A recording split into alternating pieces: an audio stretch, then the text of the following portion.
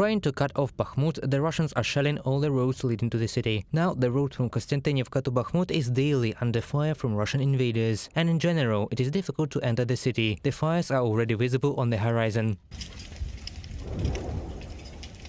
When we entered the city, we saw several columns of smoke. We are now on one of the central streets, and this building has been shelled for several days, and as a result of the fire, there was virtually nothing left of it.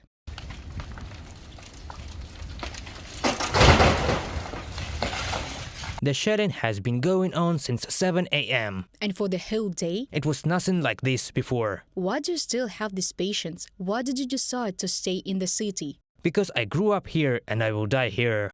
So why are you still staying in the city? I have an older brother and I need to take care of him. Who needs him there? And he's 87. This is my own brother. I cannot leave him. Food is still delivered to the city, but there are fewer evacuation groups. Volunteers are getting killed more and more often in Bakhmut. The Russians indiscriminately attack both civilians and humanitarian missions. At this place, just a few days ago, Russian troops shelled a humanitarian convoy. We know that volunteers and civilians who wanted to leave the city got killed here. All that's left is a few civilian vehicles that burned down as a result of Russian shells.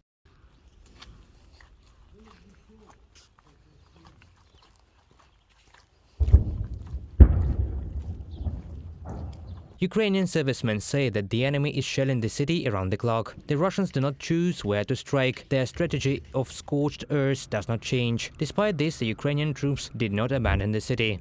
We will not give up Bakhmut. We will hold out to the last. Information from our unit is that they are now actively taking part in hostilities, actively defending the occupied lines, repelling attacks, daily attacks and different kinds of shelling. This is one of the Bakhmut city cemeteries, and the number of new burials has increased significantly in recent months. In the last 24 hours alone, 3 civilians have been killed from Russian shelling in the city. And since the beginning of 2023, 26 people have been killed in the city. To date, according to local authorities, about 6,000 Ukrainians remain in Bakhmut.